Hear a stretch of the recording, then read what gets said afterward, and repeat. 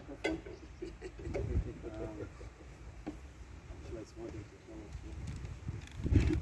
Thank you, colleagues, members of the press, here present.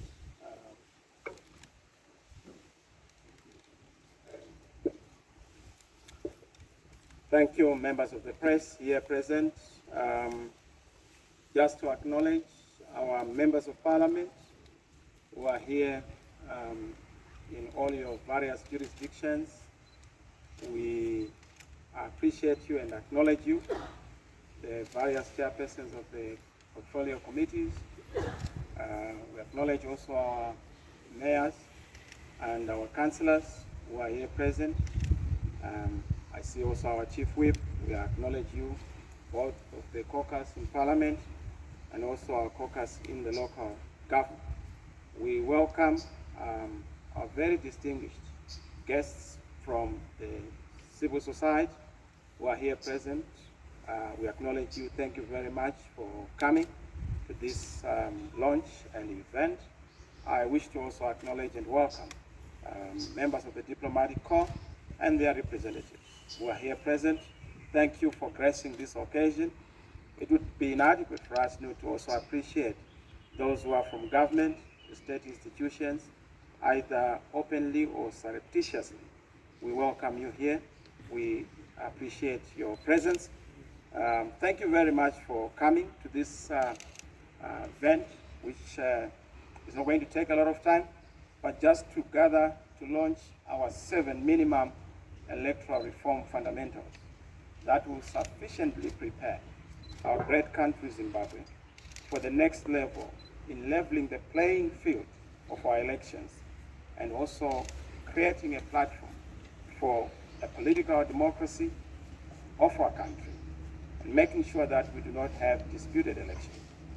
But honorable members of parliament, ladies and gentlemen, our councillors, allow me to just say we are meeting within a context of very sad developments in our country. 14 June 2020, our 2 members of parliament, Honorable Jobs, it has been 105 days, 105 days. They are still incarcerated together with the majority of the victims, or those who have been victimized, the Nyatsime 14. What is clear is that this is an assault on democracy, an assault on the will of the people, but also an undermining of the sovereign declaration of the people of Zimbabwe. Because Honorable Scala and Honorable Stolle were elected by the people of Zimbabwe. They are not honorable by mistake. They are not honorable by omission.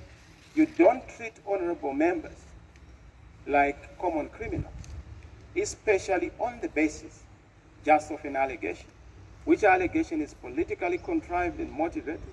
What is clear is that Honorable Scala and Honorable Stolle did not commit an offense. Their own offense is to stand against repression, oppression, corruption, dictatorship, tyranny, and bad governance. And that surely can't be an offense because they were voted on the basis of that platform by the citizens of Zimbabwe.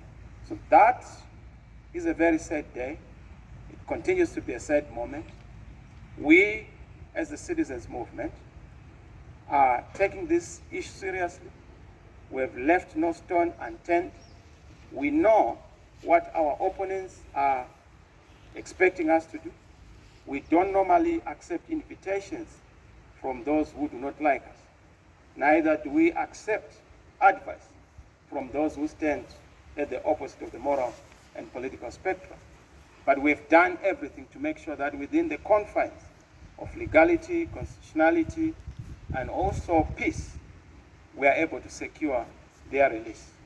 I will not go into details of what we are doing within the country and across within the region, and of course on the continent, to reach out to the highest offices, including the United Nations, to make sure that the issue of this pre-trial incarceration is dealt with. We are very serious. We know as the next government will face many challenges, trials, and tribulations. Our people are going to be persecuted.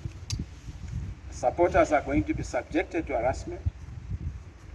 A lot of traps are going to be set, will be traps in our way. We will resist and overcome all of them. And we remain committed to making sure that we achieve change within our lifetime. And we give our great country better days and better life, happiness for all and freedom for all. Ladies and gentlemen, with that background, let me emphasize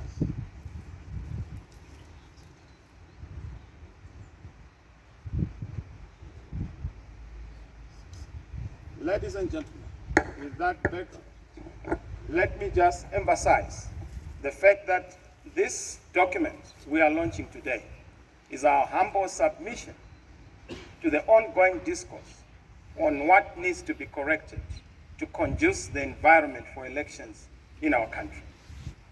The liberation struggle, which is our struggle, was a collective quest to create a nation that is founded upon the people's sovereignty and the time-tested principle of one man, one vote.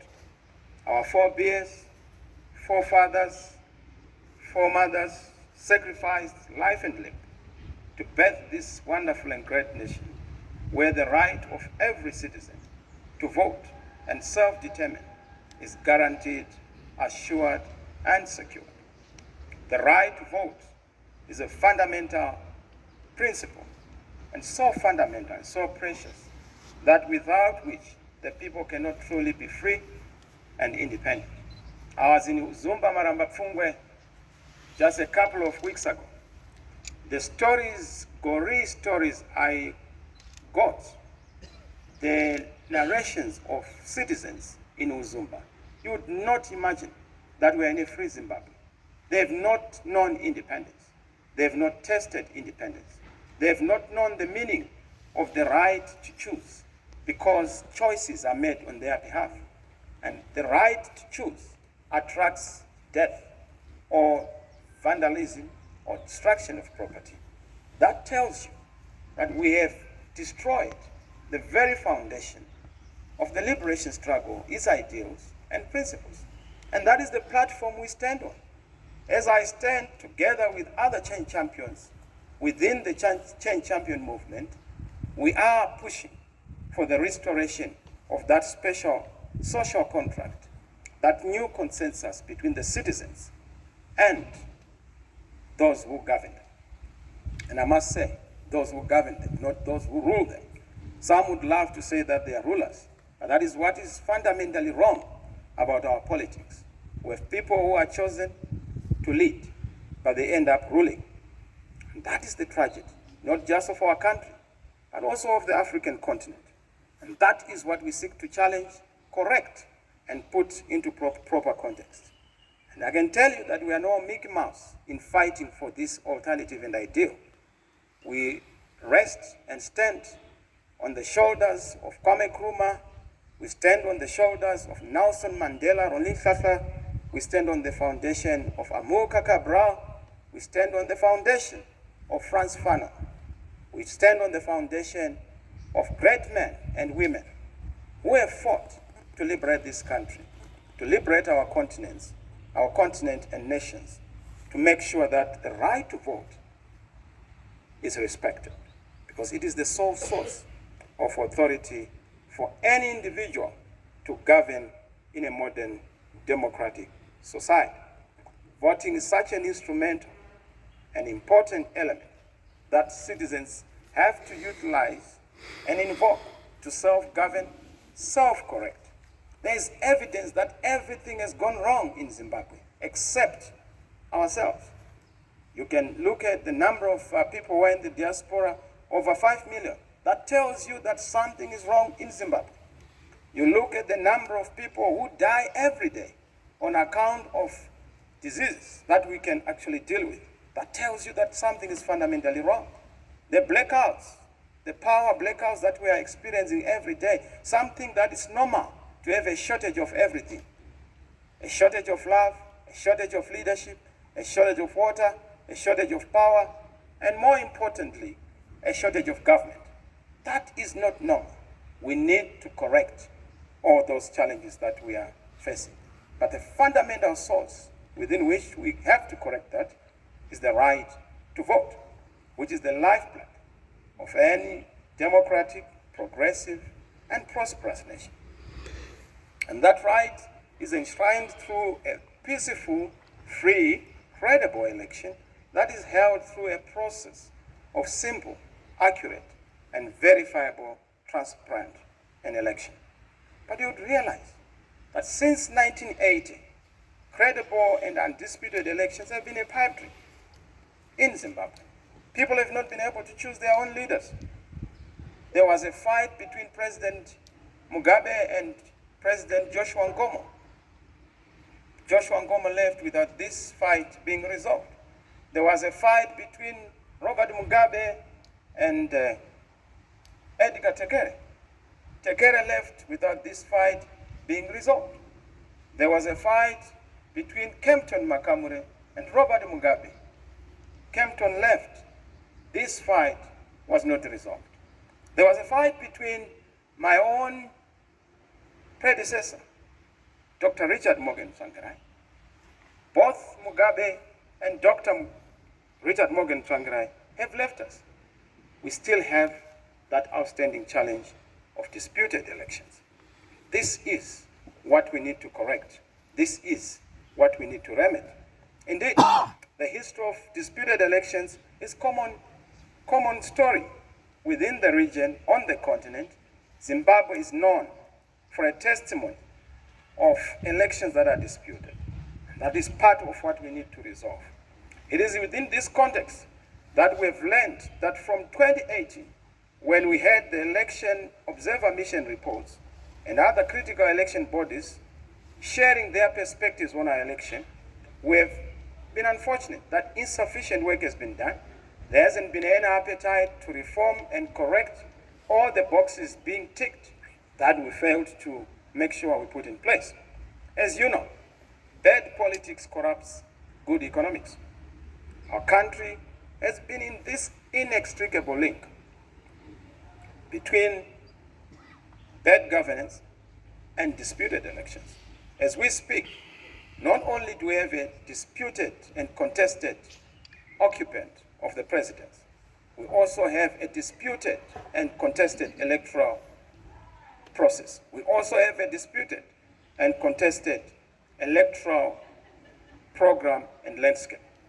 Certainly, as we look at this crisis of disputed elections, which is the main source of our problems in this country, we need to find a common solution. The solution being our PREPARE document. PREPARE is our humble submission.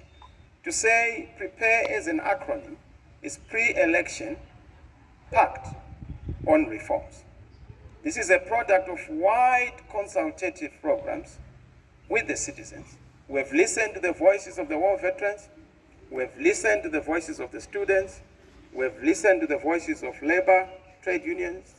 We've listened to the voices of the women.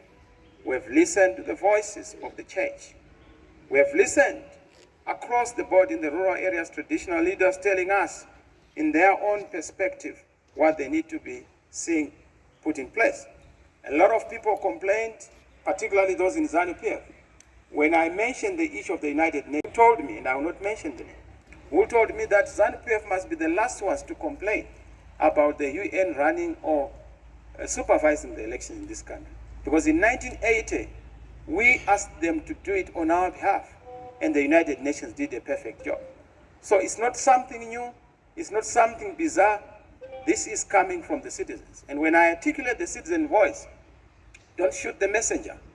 Please understand the substance of the message. It's not my story, it's the story of the Zimbabwean people, the citizens themselves, who are demanding this. As I indicated also, the International Electoral Observer Mission reports were very clear. NDI, RI, the European Union, the Commonwealth, the African Union, SADC, they had clear and well-articulated recommendations on what should be done to move our country forward. But if you look at it, not a single thing has been done to move the process forward. This is why we contextualize by coming here with our document, Prepare. Prepare is our humble submission to prepare for credible elections, to prepare for peaceful elections, but to prepare for undisputed, free and fair elections, to prepare even ZEC to respect what God says through his people, to prepare ZEC to be ready for the diaspora vote. We are waiting to see ZEC Canada, ZEC Australia, ZEC US, ZEC South Africa, ZEC Botswana, like we saw in Angola for the first time, like we saw in Kenya, like we are seeing in the rest of the region. All of the regional countries, they respect the diaspora vote. So for the 7 issues that we have, which are the 7 pillars, we have identified 7 fundamentals that we are saying this is our humble submission on the table to the people of Zimbabwe, to other stakeholders, on how we are going to resolve issues. This is our plan to rescue Zimbabwe. This is our plan to exit our country from this vortex of a political crisis. And we've identified 7 of them. Number 1, the right to vote. Number 2, the credibility of the electoral body and its processes. Number 3, timeous, real-time announcement of the result. We saw it in Kenya, it works. Of course, there are the issues here and there, but we must have people knowing the full result. We have the issue of the credibility of the voters' roll. We have the issue of the security of the voter. We have the issue of the security of the vote. We also have the issue of political freedoms, in particular access to the media. We have issues that we have articulated and raised that we would want to go into without exhausting all of them. We also have the very important issue of the role of our institutions of the state, in particular our security services and the traditional leaders, because they are ours. They need to be respected, and we need to be very clear in terms of what we stand for. Ladies and gentlemen, honorable members of parliament, without wasting too much of your time, members of the diplomatic corps, let me and allow me to just go into the issues without going into the detail, because the document is going to be launched and you have your copy. We are also going to make sure that this document is publicly published and widely circulated. We'll get this copy also to our parliament. We'll get this copy to ZEC. We'll get this copy to SADC, the AU.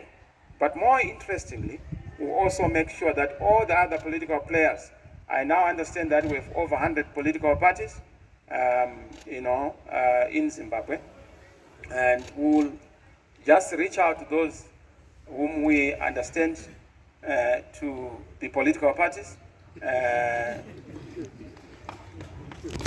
and I'm saying those whom we understand.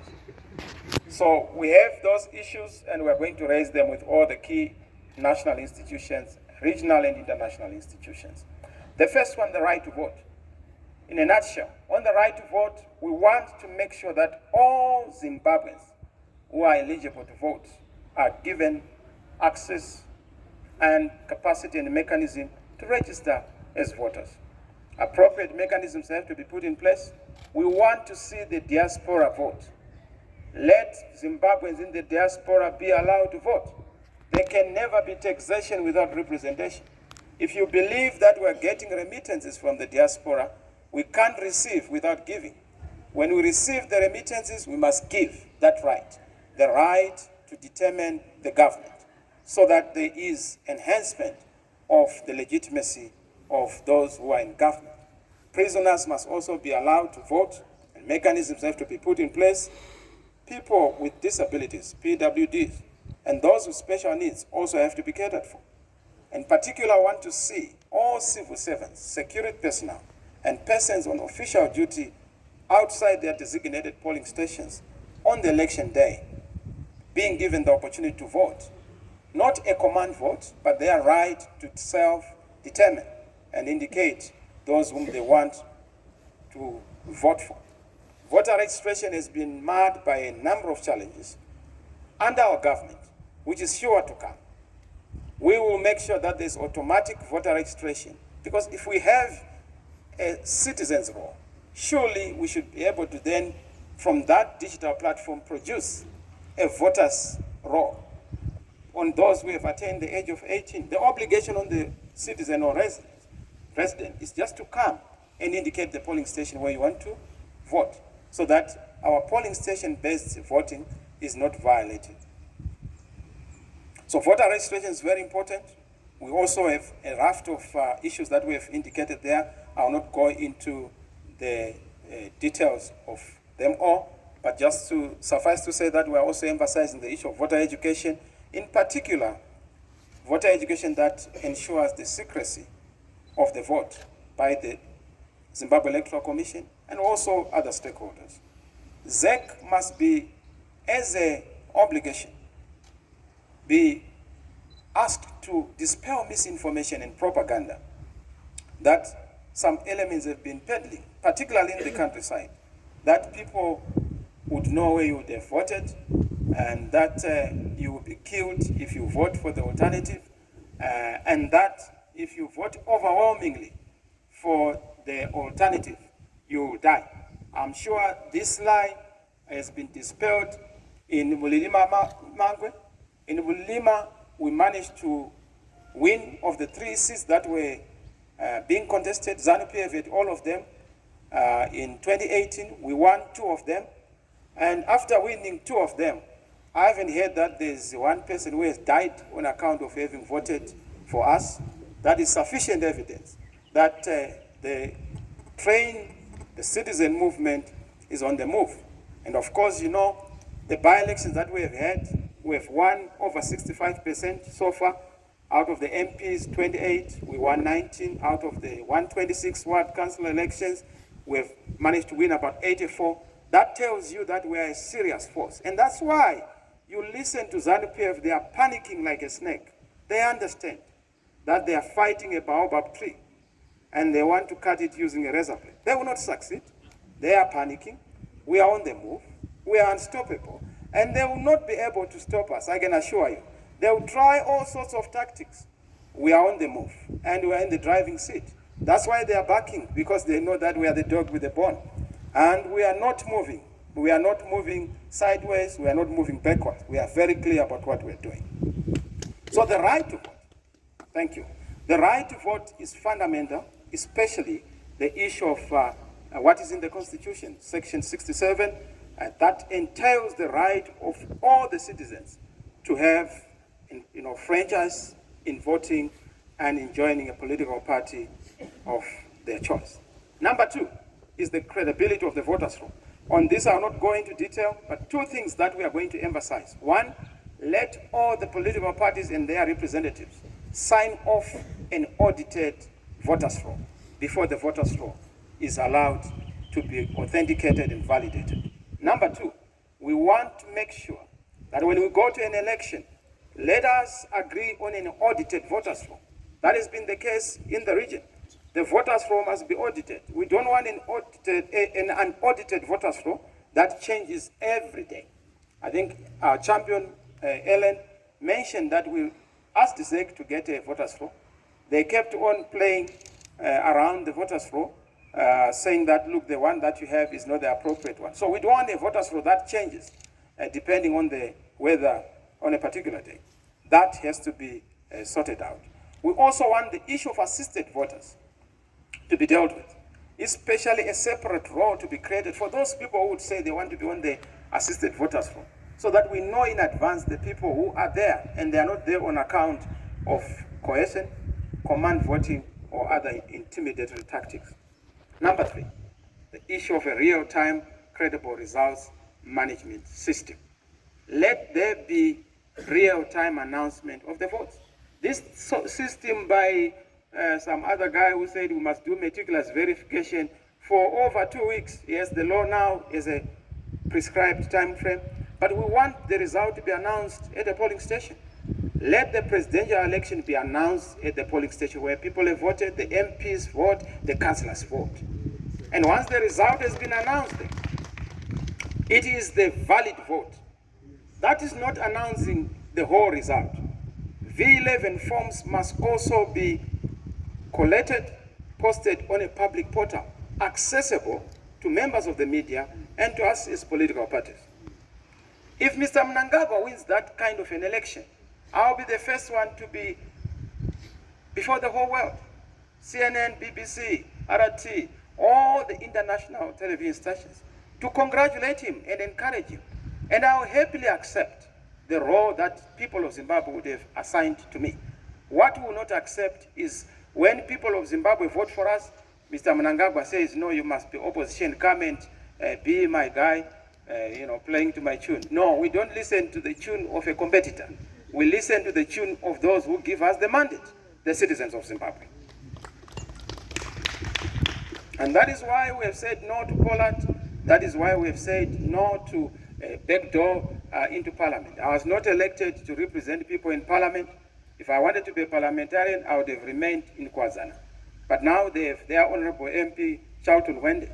I was voted for to be a presidential occupant, and I'm ready.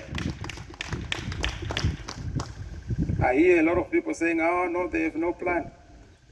Have you ever seen people who have no plan, whose life is so threatened the way we are? They've tried every trick in the book. Guns, they've tried, accidents, they've tried, poison, they're trying everything. Women, they try almost everything. And I can see some of you are already salivating. Don't fall for it. So the issue of a credible result management system is such an important one. And we have a raft of measures that we are putting in place and we're also suggesting as a way forward. Number 4 is the integrity of the election and electoral processes, especially the appointment of ZEC personnel. And I'm about to finish now.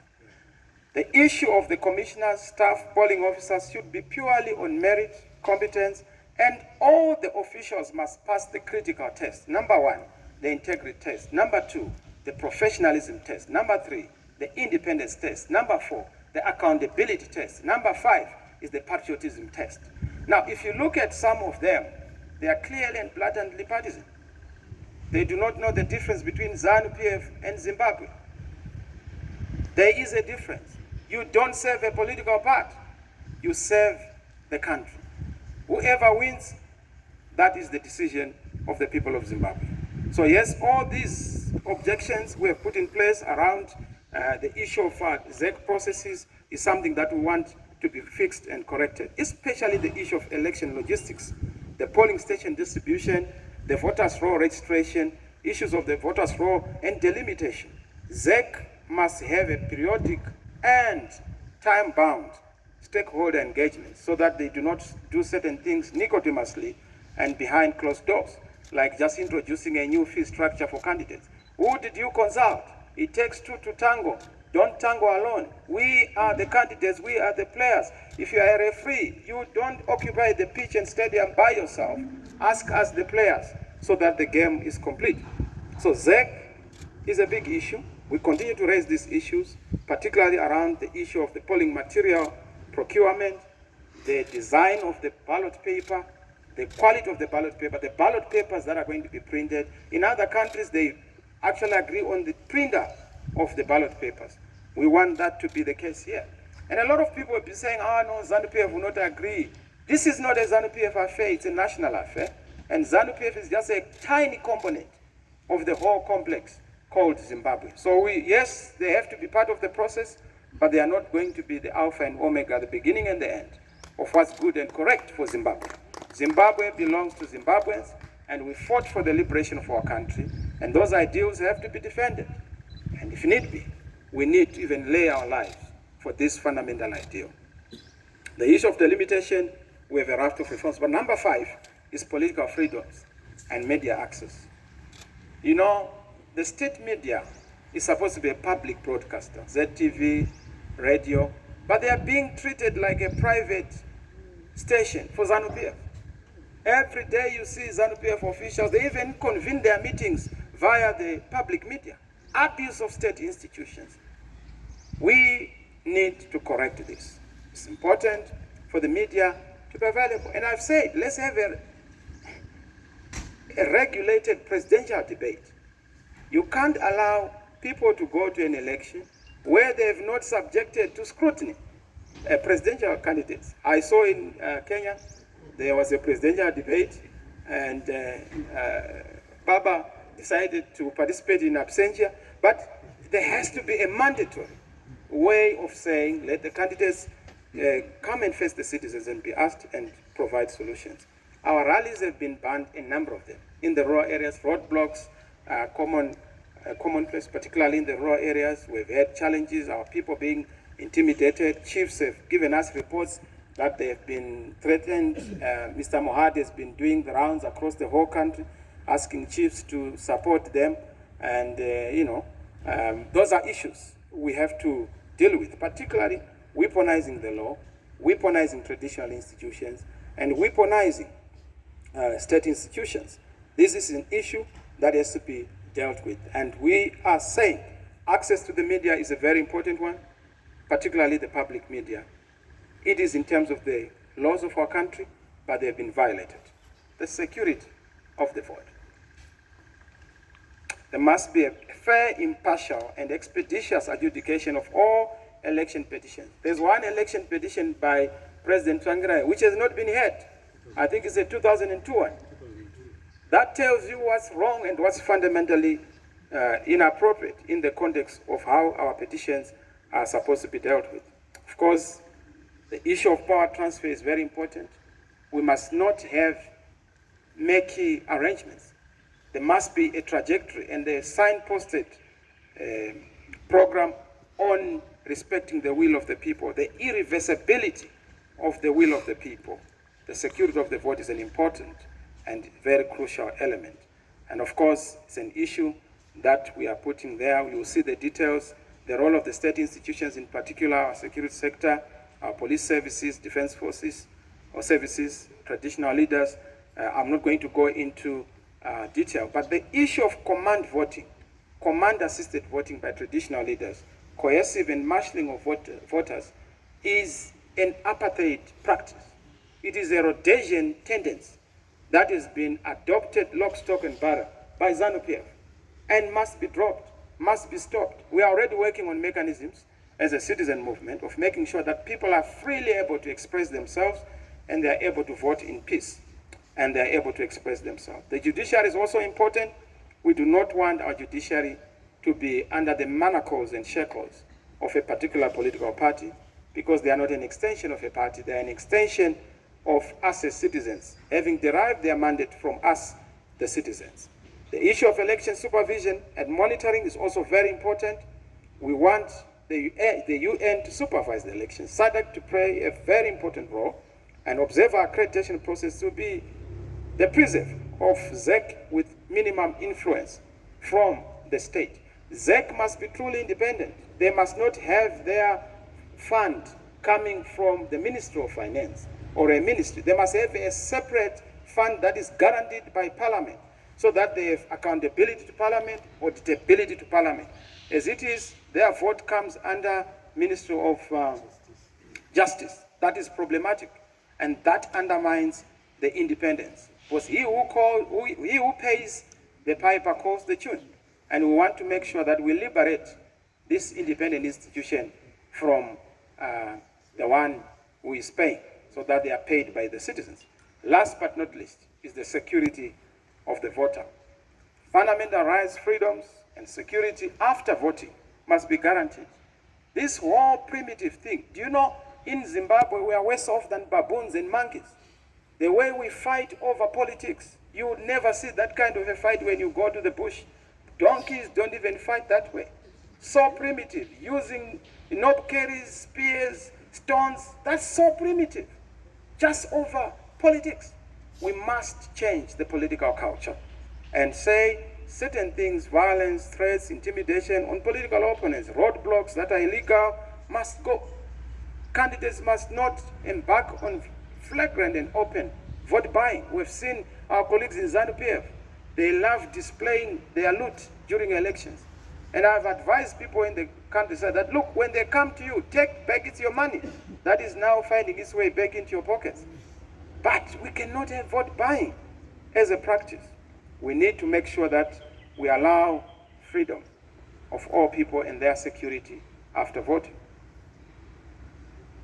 In conclusion, I must say that this 7-point prepare electoral reform fundamentals is a critical and fundamental building block to the election integrity and credibility. I'll be engaging the various leaders within the region so that they understand where we are coming from. I have already said this whole debate about sanctions in Zimbabwe have to go. Sanctions have to go, and this is our offer. I have already developed a paper together with our colleagues on how to get Zimbabwe out of the sanctions. This is what we are going to put in place to SADC, to the international community, the way out of sanctions. Part of it is this prepare document, because prepare is our banner of peace. Prepare is our banner of legitimacy. Prepare is our banner of credibility. And that is why we must give effect to these requirements, because this is the new consensus post-independence that has to be built around transforming our country. Having done all these extensive consultations with the citizens, I'm sure you know that the issues I'm saying and mentioning are a profound and modest indication of the requirements that Zimbabweans are asking for in order for us to have a free and fair election outcome. A new great Zimbabwe in our lifetime is a possibility. We can make it. One people united, one nation, one vision. God bless you. God bless Zimbabwe. God is in it. I thank you.